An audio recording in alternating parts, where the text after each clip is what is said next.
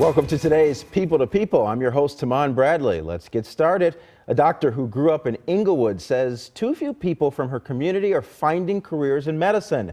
But that's all about to change. Our first guest is leading the way. We're joined by Lamenta Sweetie Conway, doctor from the I Am Abel Foundation, and you want to be referred to as Dr. Sweetie. Really, they can call me whatever comes to them. Okay, that's what the patients do. Yeah, that is what they do. You are doing amazing work helping you. minorities pursue careers in medicine. But I want to start with you. What inspired you to pursue a career in medicine, to become a doctor? Yeah, the vision was somehow planted deep in my soul. And I think the problem was, though, there was no one that I could actually see who was doing it. And as I tell everyone, you have to see it to be it.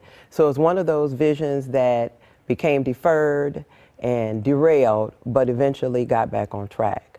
And largely because I was able to, at some point, navigate my way to a mentor. And the mentor saved and changed the day. That is powerful, and that's exactly what your program is doing. I do what I do because I saw people who do this, and I was inspired. So talk to me about how your mentoring works with your foundation. Okay. Our mentoring is pretty fantastic, I really believe. One of the things we do is we want to demystify medicine. Make sure that kids understand that doctors are normal people and that it is truly an attainable goal. So we hook every child up with a one-to-one with their own physician mentor. And we're talking high school students. These are high school and college students, and we have a handful of post-bac students as well, because those kids are so close, and all they need is a little bit of tweaking and they can make it. So we don't turn our backs on that age group because they're the closest to actually entering into medical school. So we help them as well. Is there anything that you see in people in that age range, 16 to 24, that sort of says to you, they've got it, they could be a doctor, or are you waiting for them to show some interest? They have to show some interest. I mean, we've tried with this foundation a lot of different ways, and what we found works the best, and it's a pipeline program, so kids will sometimes change their mind. But most of those kids have it on the inside of them like I had it on the inside of me. I mean, the ones who are going to truly stick with it. Also, they may have some strong family support. That's also important. They talk about it takes a village, and it truly does. And they're strong typically in academics. There's a love for science, love for math, and sometimes that is a barrier. And they really do love the aspect of patient care, but they can't get past the clinical, the math and science part, and we help them with that as well.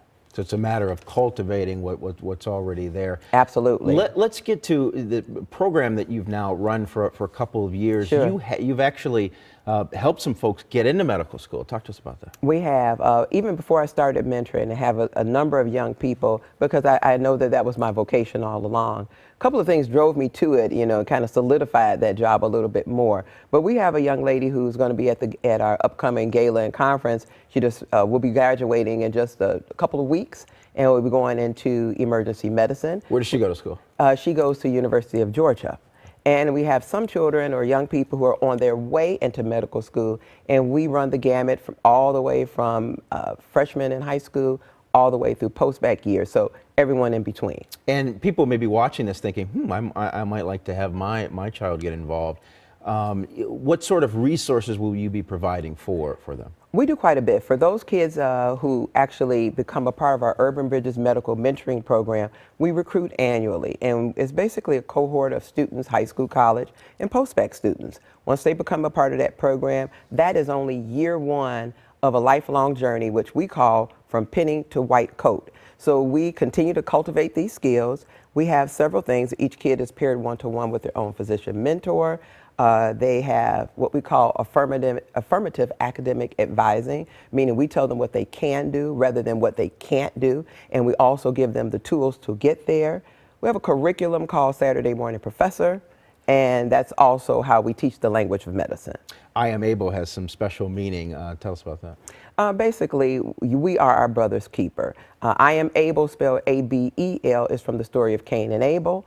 And actually, it was all inspired after the murder of my cousin to Southside gun violence. And 6 months later, my nephew was paralyzed and really touched and impacted our family personally, I began to think about there has to be some understanding of why these things are going on in our communities. And what I learned from young people after interviewing tons of them is that the ones that was involved in these activities didn't really view their brothers as their brother. They were very much so disassociated from that relationship. And what our goal is to go in and change communities by increasing the number of people who actually can build up those communities as healthcare professionals. So powerful. Once we achieve our dream, we have to reach back and help others get there too. In about a minute that we have left, why don't you tell us specifically about the conference and the gala that's coming up? Okay, truly exciting. First of all, we're having our second annual Health and Medical Careers Conference. Is going to be held at Rush, Presbyterian St. Luke, as some people know it.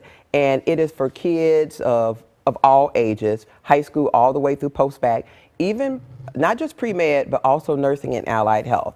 It begins at 7:30 in the morning and it goes all the way through 5. They can register online at www.iamabel.org. I am Abel.